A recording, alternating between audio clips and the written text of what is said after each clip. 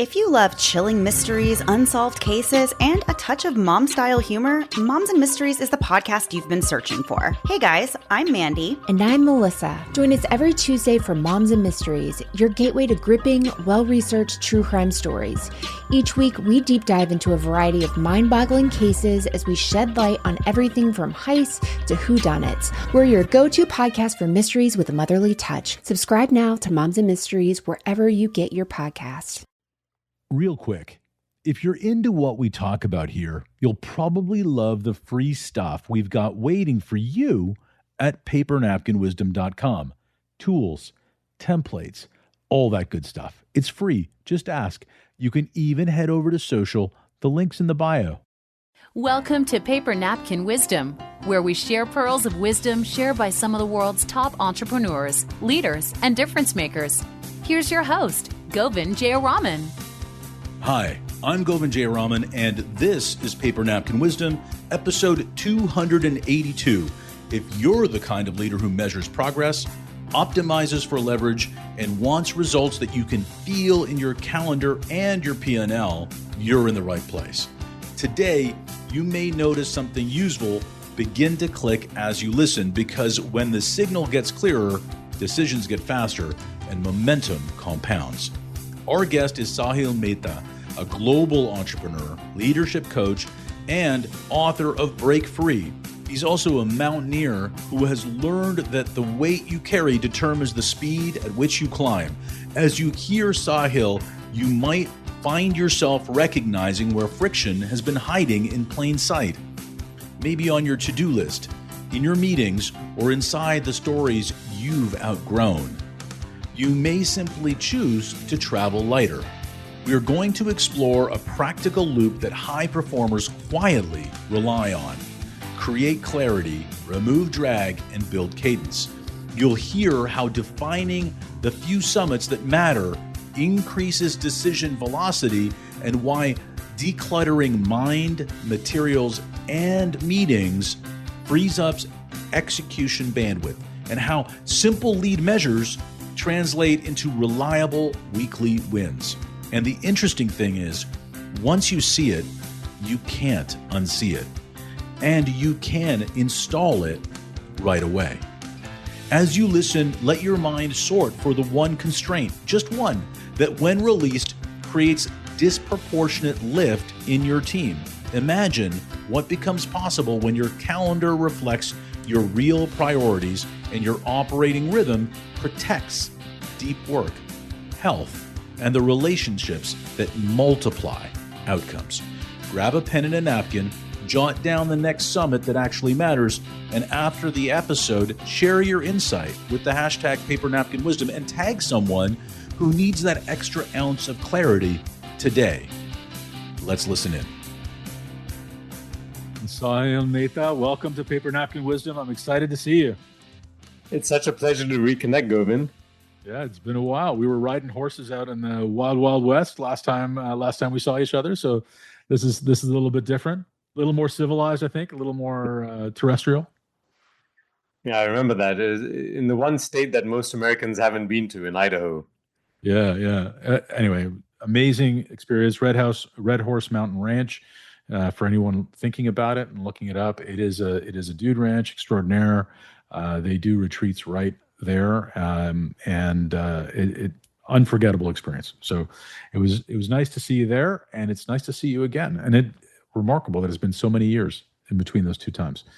But you shared an incredible paper napkin with me that you did not write. You had someone write for you. You did admit that right away. But I was going to give you credit for it, because if you're just listening to the podcast, you'll have to go check it out. It's one of the very rare that is actually written in cursive as opposed to in block letters. So it is written in code for anybody under the age of 20. I think you can't read it, but I'll read it for you. Take the path that will lead you to zero regret. Why did you share that with me, Saahil? For me, I've been dwelling on success for a long time. And what I found is I was not just myself, but myself and the many people that I work with when I'm coaching them. Many people are going after this definition of success that is given by their parents, by society, by social media. Basically, it's external. It's not necessarily something where they sat down and said, let me define for myself what success means to me. Because what I'm seeing is I see the world advancing at such a fast pace, but at the same time, the mental challenges that we're encountering are just unprecedented. I mean, the rates are alarming at which they're increasing. So I said to myself, how does this make any sense? On one side, we see more and more millionaires and billionaires. We see better medication and all of that, but we see mental well-being and mental health declining. And so I asked myself, I said, well, let's look within. Let's not point outwards. Let's look within. And I realized that I had pretty much checked all the boxes for what I thought was a successful life. I was told, you have good health, you're married, you've got kids, you have enough money where you're not in debt, you're able to travel around the world. I was driving a Porsche, living in a 6-bedroom villa. And I'm like, I was checking all the boxes, but I still didn't feel fulfilled. And I was facing some challenges where there was a lot of inflammation in the body as well. And I'm just thinking to myself, like, what's going on? You're better off than so many people in the world. You're not suffering from an illness. You're not in a war-torn country. You're not having relationship issues. So why are you not feeling fulfilled? You should be jumping up and down with joy. But the reality, Govind, was I had a lot of regret because I was living someone else's definition of success, not my own. That's amazing. I want to go back to something you started with, and it was this idea that you were dwelling on the idea of success, right? And I think that's not an uncommon thing. I mean, the way you said it was uncommon, but I don't think it's an uncommon thing that many of us, when we reach a goal, a destination, a place that we're supposed to be, we get there and it's like, this doesn't feel right. And you use that moment, that contemplative moment, to dwell on what it meant to be successful. So you talked about where where your definitions of success may have come from parents, society, or handed down to you in some other way.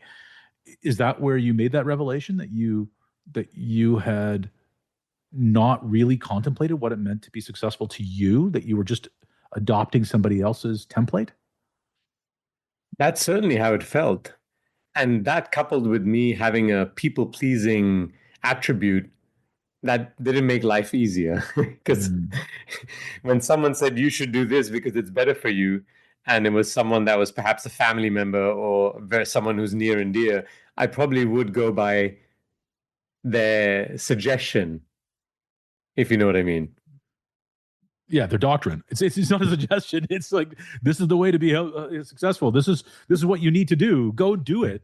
And it's like, oh, okay, I'll go do that. So let me ask you, when you made that revelation, when that became obvious to you, and I think it's hard for people who don't achieve goals or haven't yet achieved their goals to understand this. When you do this, it's kind of hollow, right? You get to where you think you're going to have what you think you wanted, and then you're there and it's empty, and it's a crisis of meaning. So what did you do? Did you lose momentum in that moment? What happened? Let's talk about that moment. Yeah. So look, I do want to say one thing before I answer your question. Is at the same time, people said, around me would say, you have to have gratitude. You're not grateful enough for the life that you have. You're privileged. You're lucky. I mean, you should be celebrating that. And again, I could hear them, and I'm thinking to myself, why am I not feeling grateful? And again, it's because I was feeling somewhat hollow, somewhat empty, somewhat unfulfilled. So what happened in my case was, and I love sharing this story because a lot of people say something negative has to happen in your life to kind of have an awakening. in my case, it was the opposite. I tasted how beautiful life could be. And the best way to describe this is a story from my teenage years. I grew up in Belgium in a town called Antwerp. It's the second largest city in the country, less than 1 million people. And I was used to having supermarket ice cream. You get chocolate, you get vanilla, strawberry, and if you're lucky, you got one of those chocolate vanilla combo sandwiches. You remember those ice cream sandwiches? I think they still exist nowadays. And then one day, everyone's talking about this new ice cream store that's opened in town, Haagen-Dazs. And I'm just very curious. So I go into town, I walk in, and there's this beautiful aroma and all these different aromas just flowing through my nostrils. And then I walk closer to the counter and I see something like 15 different flavors. And then to my surprise, the lady behind the counter says, "Would you like to try?" I'm going, "Are you serious? I can try these flavors?" Amazing. But once I had them and I tasted how beautiful and rich an ice cream could be, I couldn't go back to the supermarket ice cream. And so that's what happened. I was on a retreat with some fellow entrepreneurs where we all agreed to no judgment. And during that time, I felt this huge weight lifted off my shoulders. I didn't have to pretend to be someone that I'm not. I could just be me. And so the only way I can describe the next few days was liberating. And as I'm coming back home, I wanted to share all this with my wife. So I asked the air hostess, I said, "Can you please give me a pen and a pad of paper?" And as I started to write, tears just started trickling down my face. And now I'm going, what's going on? Like, it's not like you to cry. But I didn't want to block anything. I didn't want to, I felt like I've spent too many years blocking emotions. I said, I just want to let this flow. I want this to process. And as I was reflecting and thinking, I said, if this is the man who I am, who has no fear of judgment, who felt so liberated for the last 4 days, if that's me, then who the hell am I going back to? I don't recognize that guy. That's not me. That's not who I am. That's someone behind a mask. And so the best way to describe it, and I love climbing mountains. I've climbed some of the world's tallest mountains. I always say I was carrying a lot of weight that just served no function or purpose in my life, whether it was emotional, mental, physical, whatever it was. And I realized that I was just dragging this around with me everywhere I went.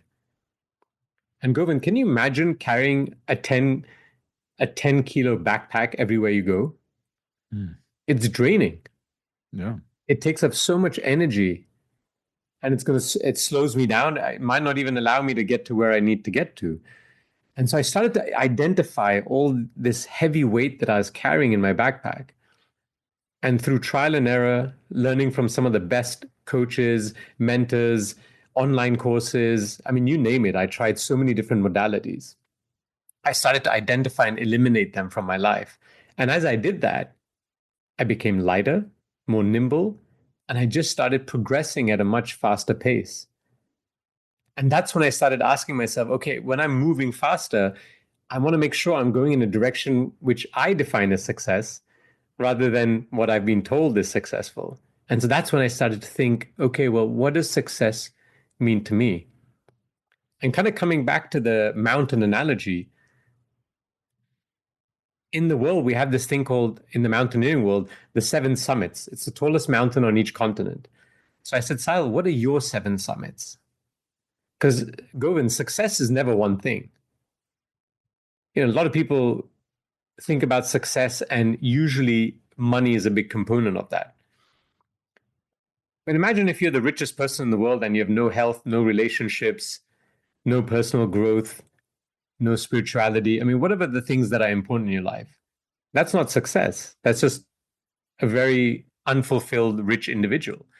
So I said, okay, well, let me see what are the areas of life, 7 areas of life that are important for me. And the beautiful thing about this is, Govind, once that was clear, decision-making became a lot easier, because every time I had to make a decision, I would ask myself, what is the net effect on the 7 summits?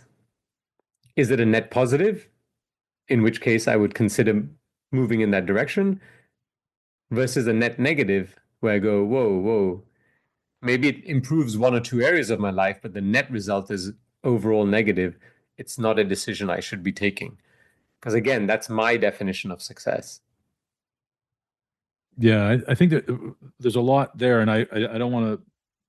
I'm only cheekily saying this. There's a lot there to unpack from the backpack that you were talking about, right? The 10-kilo backpack, 25-pound backpack that some people are carrying around. That's really going back to where your definition, your original definition of success that may have been adopted, that's maybe the weight of somebody else's expectations or what you think will please other people. And this other thing where you said you should be feeling gratitude, you should feeling happy, you should be feeling all these things. And when you let go of those things, you let go of the backpack to some degree and got to decide what was important to you. And you used something that you love, mountaineering, to help define what those filters were for you. Now, your napkin talks about zero regret. How does this relate to zero regret? How do the summits relate to zero regret? Great question, Govind. My belief system is when you are successful by your definition, you are more fulfilled in life. Mm.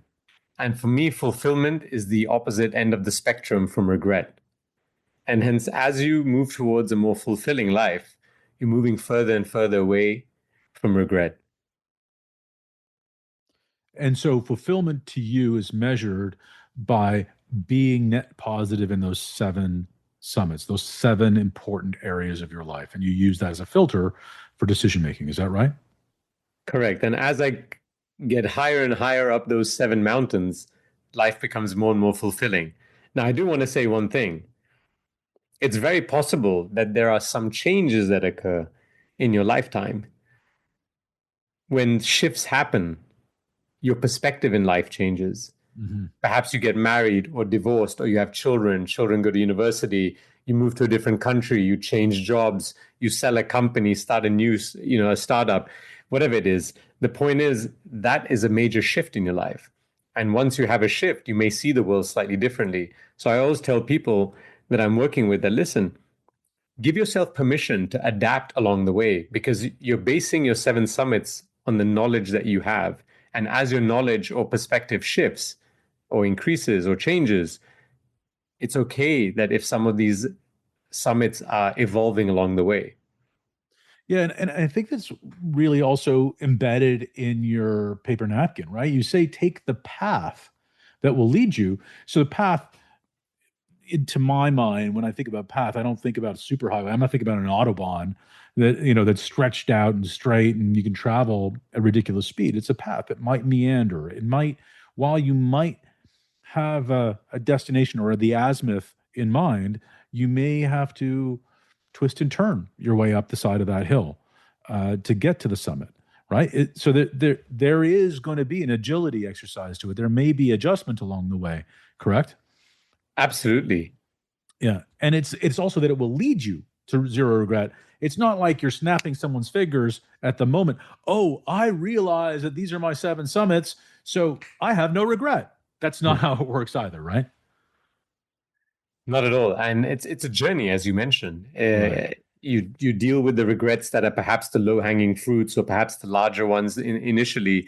And as you progress, new things come along. It's the best way to describe it is challenges will always come in your life, Govind. We know that. It's always a roller coaster ride. But Mm-hmm. how you address things once you have a greater level of awareness changes. And I'll share a funny story. My wife and I were on our way to give a talk on conscious communication for couples. And on the way to the talk, we got into an argument in the car. And then at one point I just said, pause. I just feel so inauthentic right now. There's no way I can give this talk because we're having this argument. But let's use the framework we've both co-created to resolve this so-called conflict. And as we went through it, we quickly realized that it was a misunderstanding which was based on some assumptions. Now, we got back to a good place. We were able to give the talk. And at the talk, I actually shared that example. And I said, it doesn't mean that challenges won't occur. It just means how you process them. You bounce back a lot faster. Mm-hmm. Versus previously, we might not have spoken for the next 2 or 3 days. Right. Right. One of the things I want to also go back to is you talked about your wife, and you talked about her now, and you talked about her earlier on your flight back from that retreat when you had decided to open up, had decided to sort of live in this judgment-free environment and document some of those thoughts, those feelings, those observations, and again, put them on the path. Put yourself on the path of what that might be. Was any part of you unsure about sharing this with your wife, sharing this revelation about your definition of success and how it might be changing? Did that occur to you when you were coming back? I actually feel I had the opposite problem. I felt I shared too much because I was so excited. In fact, I was so excited when I started to learn and evolve and see the benefits that I was starting to tell her what to do. But it was coming from a place of love, and it was coming from a place of, okay, I've just discovered this. You must go through it as well because you're going to feel the same way I feel. And that's when the hand came out. How'd that go over? The hand came out and she said, whoa, whoa, whoa, hold your horses. That's your journey. Don't be pushing that on me. Well, that was a very sophisticated response on her part. Well, I'm buttering it up a little bit, but but my realization and my lesson in that was share. Don't tell someone what to do. Share your experience and the benefit it gave you, and let them make the decision for themselves whether they wish to pursue going down that path or not. And I think this is so sharing is so important. Sharing that experience is so important. I think it's so we forget it, right? We to our loved ones especially, it goes back to this definition of success. We say this worked for me, and this is where you got your version of success, definition of success. This worked for me, so go do this, and you will be happy. Go do this, and you will be successful. Go do this, and I don't have to worry about you. That's the code, really, right? And we have to be careful about not imposing that thing that worked for us on someone else. And this is, I think, really wise that's included in your napkin. It's taking the path. It's a personal action. It's not giving the path. It's not giving a map. It's not anything like that. It's encourage others to take their own path that leads to zero regret, but understanding what that is, right? Absolutely. Otherwise, I would be doing the same thing that others did to me, which caused the conflict in me in the first place. Right. Right. I remember when I learned about DISC, the character assessment tool. I came home and I told my wife about it, and I told her what her DISC was. That didn't go over very well either. So and then ironically, she took it with her forum, her spousal forum, a very short period of time later, and she came by and told me about all the things about it, and I was thrilled that she had experienced it.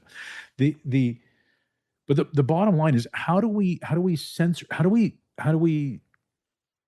make sure, especially for the people we love, the people we care most about, because we tend to want to fix things for them, right? How do we make sure that we stay in the zone of supporting them on their path versus being directive to our path? One of the realizations that I had along the way, and it was a very tough one because I felt torn, and that's I'm responsible for me. Mm.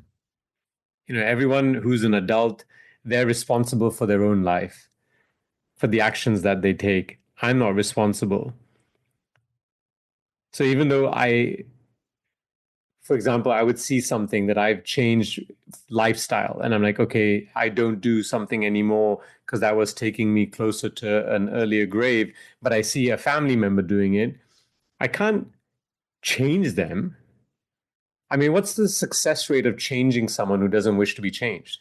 0. Exactly. And so it just causes distance. And I realized that it caused more conflict than good. So now all I can do is just keep reminding them that I'm there, showering them with love, sharing my perspective, how I feel, share the things that are benefiting me, but not telling them what to do. And just telling them that, look, I'm here for you. Just keep reminding them that I'm here for you because I care and I love you. And there's no harm in sharing your perspective because I grew because I entered the zone of discomfort. So someone else also needs to hear certain things. But there's many ways you can tell them. I can tell you, hey, you need to do this versus, I went through this myself a couple of years ago. This is the impact it had on my life. I made these changes and this is what it means now. If there's anything at all that I can do to support you on your journey, please do let me know. I'm just giving you a very brief example there, but just how you position yourself can change how the other person receives it. Yeah, and I think that's another part of just being responsible for yourself. What changed for you when you let go of the backpack, when you unburdened yourself of the expectations? You talked about, maybe your mental health wasn't the best, that you had inflammation in the body, and you talked about feeling lighter. What did that really mean? Like, give me an example of what changed Sure. for you. When I started taking care of what I was consuming in terms of food and beverages and started to eliminate things that were harming my body and having things that were essential vitamins and minerals that were low, physically, I lost 10% of my body weight, which was all fat. Because when my body was not bloated because it was, because of constant inflammation, it just started to work a lot better. My sleep drastically improved. I wasn't waking up with a clogged nose and a heavy head. I used to have these energy dips during the day, and sometimes they were so bad, I used to fall asleep. I could fall asleep on my desk, on the phone, having a conversation with someone. I've fallen asleep in a restaurant, in a nightclub. I mean, you name it. So that's what I mean by energy dips. It wasn't just a small dip, it was a huge one. All that disappeared.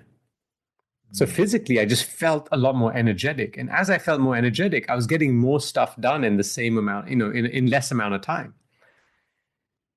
And so one of the things that as a business owner that I always look for, and for me, I look at it as a luxury, one of them is time. And once I had more time, I could spend that on personal development, more with family, my hobbies, etc. But that's how I felt physically. Mentally, I just had a lot more clarity. Because I used to get stuck between, oh, if I do this, what will they think? I don't want to upset them, the people pleasing traits that I had. In addition to, should I make this decision or that decision? And I kind of be just stuck and not make any decision and just stay somewhat paralyzed. And so I was able to make decisions a lot better because I knew what the impact of those decisions were. I'm not going to say I had a 100% success rate, but a lot better than before. Mm-hmm. So a lot more clarity, much better physically. And emotionally, I was starting to have those difficult conversations that I kept pushing away with the people that mattered in my life, whether it was the missus, whether it was my father, because there were moments where we just started to distance. And I kept thinking, oh, it'll get better, or just let's slip it under the carpet. Time will heal. But all those statements are just procrastination. Yeah. At one point, you have to have that important conversation that you've been putting off. And so whether it was emotionally, whether it was mentally, whether it was physically, I just started to feel so much more alive. I was just a happier individual. I was waking up fresh. And as all these heavy weights started to remove in my life, I mean, you can only imagine how much faster I'm now going up those mountains. Yeah. One of the things you talk about is you've said that you're a people pleaser a number of times in this conversation. And I think that when people who are people pleasers have to face difficult or uncomfortable conversations, the answer is procrastination. It's I'll put it off, but that's just burdening more and more. What's interesting to me is that as you energy restored, as you had become more comfortable with unburdening yourself of things, you had the energy to have the uncomfortable conversations with the people that you care about to address things more compassionately and less reactively, I'm sure. So can we talk about your seven summits? What are your seven summits? What are your seven things? So in my case, it's health, relationships, wealth. Wealth is also important. You need money to live. Mm-hmm. Spirituality, personal growth, spouse. And I kept spouse as separate because there's relationships and then there's spousal relationship, which I keep different. And the final was community. So I love that you made that distinction between relationships and spouse. I'm sure she was happy to hear that too. The question that I have is, you said earlier on that once you were clear on the seven things that were most important to you, and you were assessing things as a net positive to those seven things, then it was an easy decision to make. So can you run me through what that would look like? Because I think somebody listening right now is saying, okay, well, this is all great. Sahil had his villa with the 6 bedrooms and his Porsche, and he was driving around in his Porsche. He's thinking about, oh, you know what I can do now? I'm going to go climb these seven summits, and I'm going to say no to everything. And somebody out there is running their business. It's 11 o'clock at night, and they're feeling stressed out and under pressure and under the burden of all of these things. And they're going like, I can't use these seven summits. This doesn't make sense for me. And I think you're saying, no, that's exactly the time to start using them. How would you use them? Let's pick up the tool and use it. Absolutely. So let's look at a business opportunity. As an entrepreneur, I run a couple of businesses, and I also invest in the public markets and private equity. And every now and again, these opportunities come up. I also invest in real estate. So when these opportunities come up, before, all I would look at is, okay, if I take this on, it's taking up some of my time, but the upside is I can make this much money. Mm-hmm. Right? And so I would say yes, because, or at least I would say yes to assessing it, and then eventually make a decision whether it was right for me or not. Because what you were doing then, past tense, is assessing investment, dollars in, time in, dollars out. Those are your variables, and that's the equation, right? That's what you're saying. Yeah. Okay. And then I said to myself, okay, well, because many times when I used to say yes, I didn't realize what I would be or what I needed to give up temporarily or for a long period of time. So if there was a business opportunity which is not an investment, let's say it's a growth opportunity in the company, but it would mean that I would have to allocate, an hour of my time extra every day for the next 10 years. Not even 10 years, let's say 5 years.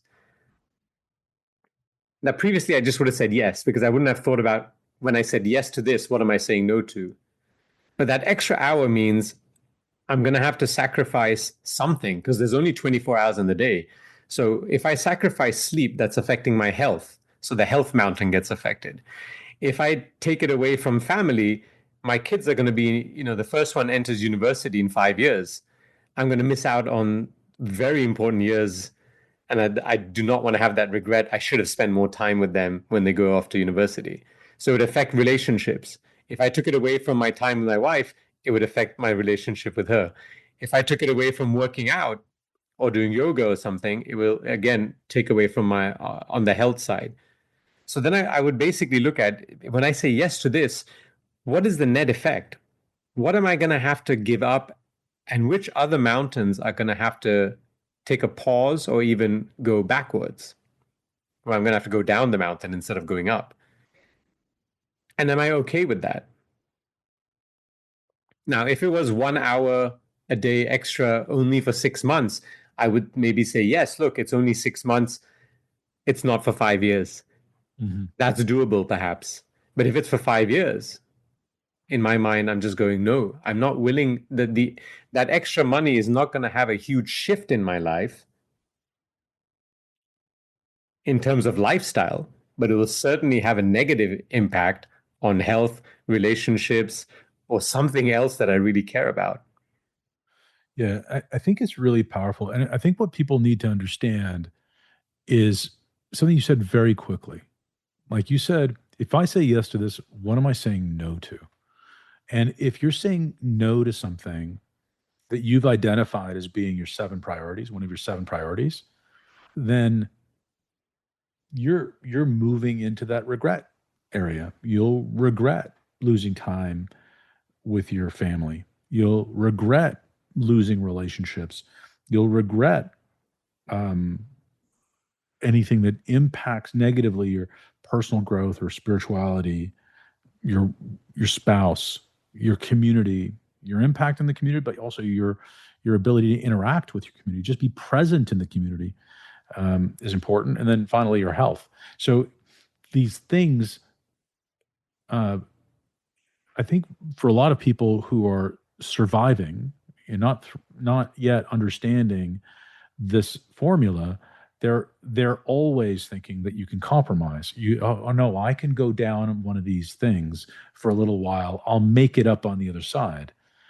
I think what you're saying is life gets easier when you realize that there are options that you have to just change the way you're doing something and be mindful of all the things you're saying yes to first.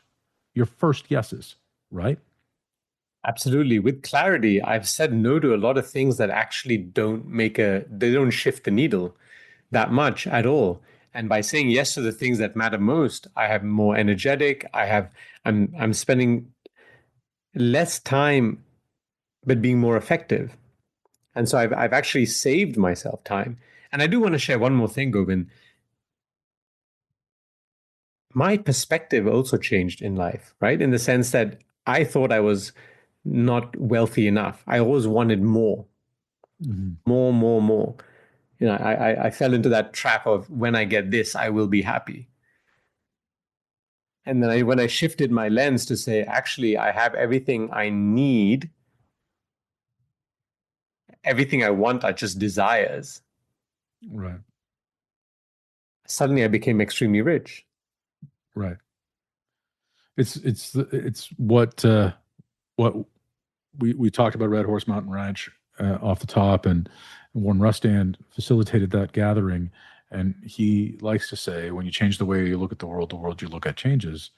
And I think you're really sharing a personal story of how you change the way you look at the world and your world changes. Another final thought, and I want to ask you what you think about this, is that when you realize there are things that you are choosing that don't move you on a net positive on those 7 things, if you hold your space and hold time for the things that do move you up that those mountains, your capacity increases as well. Your ability increases. You become lighter. But by saying no and compromising, you're you're booking time, you're booking energy away from the things that are really going to move you forward.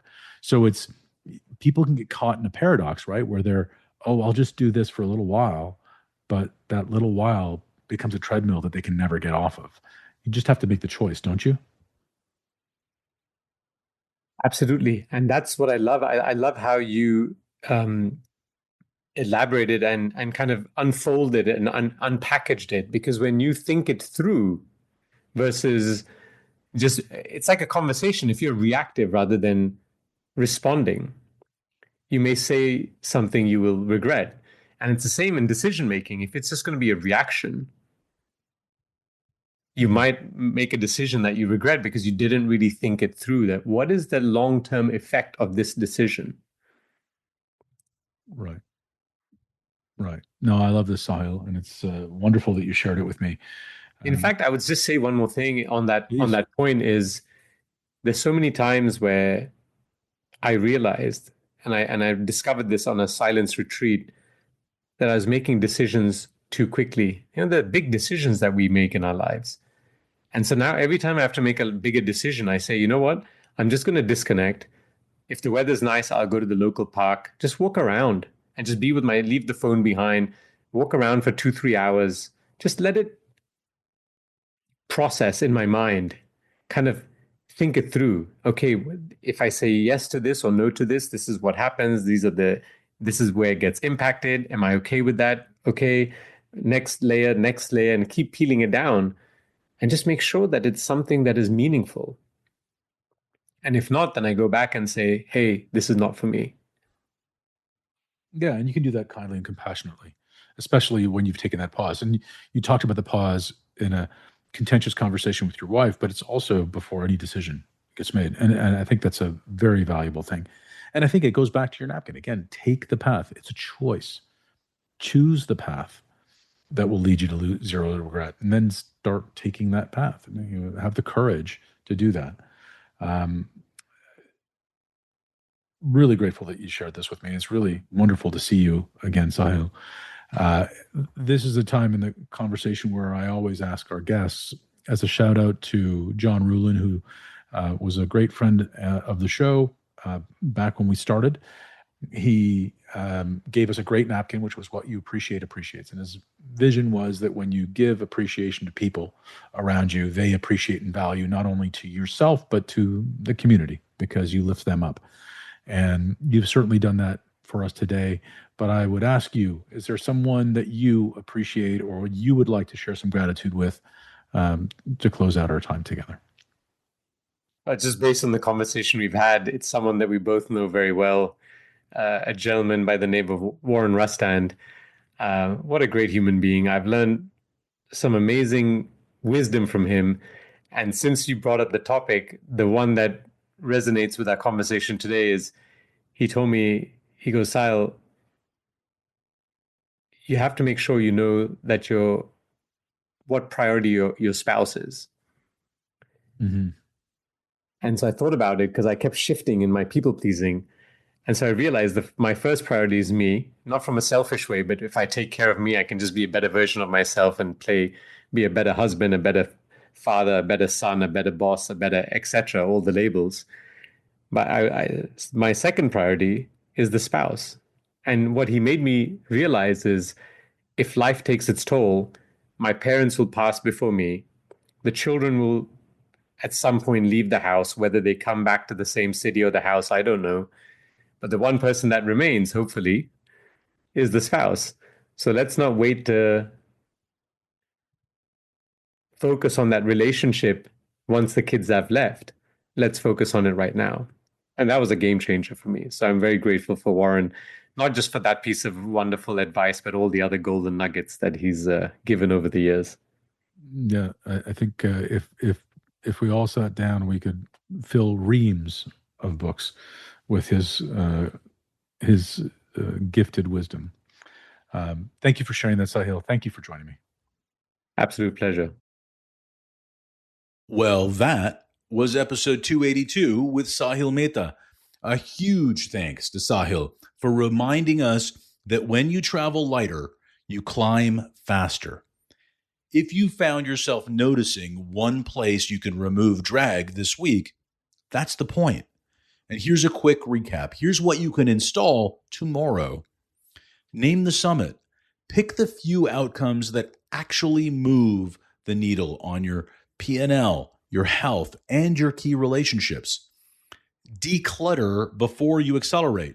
Mind, materials, meetings, and relationships. Remove one piece of weight from each. Build cadence. Tie each summit to a single weekly lead measure and log it so momentum compounds. Reroute. Don't stall. Conditions change. Objectives don't. Do a 10-minute Friday reroute. Zero regret calendar. Time block the big rocks first. Let everything else fit around them. As you consider what shifts now, you might realize that one constraint, just one, when released, unlocks disproportionate lift for your team and for yourself. When your calendar reflects your values first, results tend to follow. If this episode served you, subscribe, leave a 5-star review, and share it with the most ambitious operator you know. That's how we bring more leaders to this conversation. And here's your napkin challenge. On a paper napkin right, I will travel lighter by removing blank so I can summit blank by blank. And that's the date. So post it with the hashtag Paper Napkin Wisdom and tag me. What's the smallest high leverage deletion from your mind, materials, meetings, or relationship that creates the biggest operational lift this week? I appreciate you being here. Keep focusing on what matters, aligning your systems with your values, and acting with decisive intent. Small, simple ideas installed become big results. Make it a great day.